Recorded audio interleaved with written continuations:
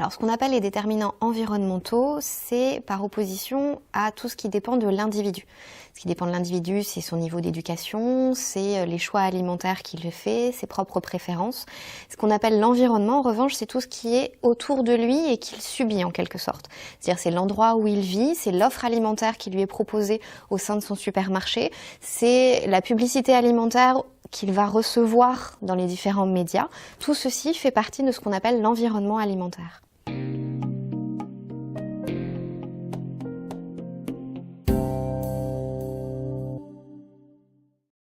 Alors, ce qu'on a pu montrer, c'est que tous les déterminants environnementaux jouent sur les choix individuels, c'est-à-dire que même s'il fait attention à sa santé et qu'on est préoccupé par sa santé pour ses choix alimentaires, ils sont néanmoins conditionnés par un certain nombre d'éléments de l'environnement. En particulier, 3 éléments sont importants, ce qu'on appelle le marketing alimentaire, c'est-à-dire que la publicité alimentaire pour les produits fonctionne, c'est-à-dire qu'elle nous fait acheter les produits qui sont promus.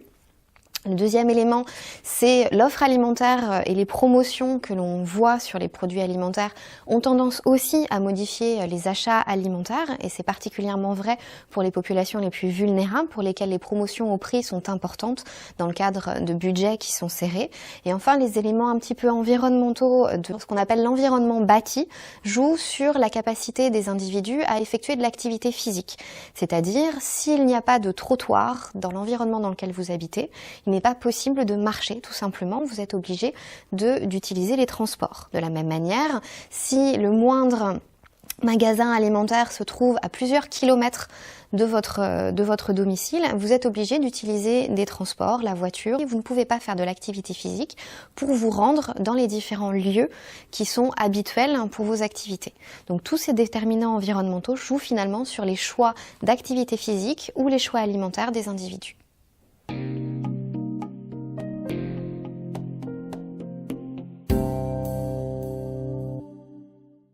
Alors, les inégalités sociales de santé sont particulièrement importantes justement du fait de ces déterminants environnementaux qui vont jouer de façon plus importante chez certaines personnes que d'autres et en particulier dans les populations défavorisées.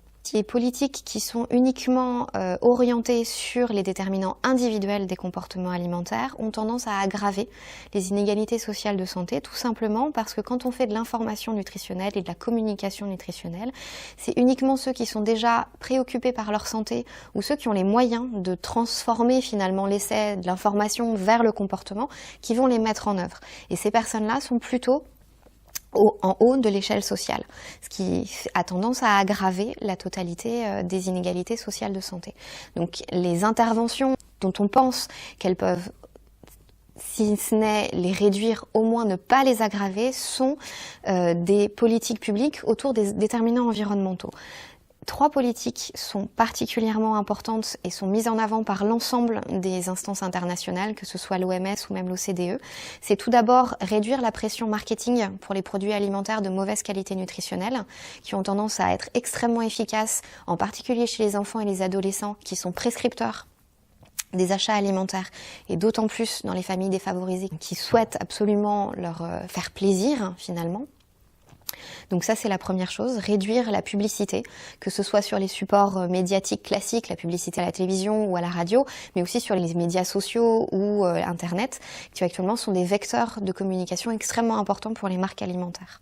La deuxième chose, c'est de modifier finalement les prix des denrées alimentaires pour permettre que les denrées alimentaires de meilleure qualité nutritionnelle soient moins chères et que les denrées alimentaires de moins bonne qualité nutritionnelle soient plus chères. Ce qui est proposé, c'est un ensemble de taxes pour les produits de moins bonne qualité, associées à des subventions pour les produits de meilleure qualité, qui permettraient comme ça de rétablir finalement l'équilibre des prix pour les produits alimentaires. La troisième stratégie qui est proposée, c'est d'améliorer l'information du consommateur par un étiquetage en face avant des emballages qui soit simple et qui soit compréhensible par tous. Il n'a pas de sens de proposer un étiquetage nutritionnel que seules des personnes ayant un niveau d'éducation élevé puissent comprendre pour modifier leurs achats alimentaires. Toutes ces politiques ont déjà été développées dans un certain nombre de pays et pour la France ont été résumées dans un rapport qui a été remis en 2014 à la ministre de la Santé et rédigé par le professeur Ekberg. Les propositions qui sont dans ce rapport ont été étudiées et certaines ont fait l'objet d'une décision de la part de la ministre, puisque a été proposé en France en particulier un étiquetage en face avant des emballages, le Nutri-Score, qui est simple et qui est particulièrement bien perçu dans les populations défavorisées. Le programme national nutrition santé, sa 3e phase prend fin à la fin de cette année. Le Haut Conseil de la santé publique a été saisi afin de rendre un rapport qui doit être rendu public à la fin de l'année pour proposer les nouvelles mesures qui auront lieu dans le cadre de la nouvelle édition du programme national nutrition santé. Parmi celles-ci, on peut espérer que ces nouvelles propositions qui jouent sur l'environnement alimentaire seront reprises pour améliorer donc l'environnement alimentaire et ses déterminants pour la santé.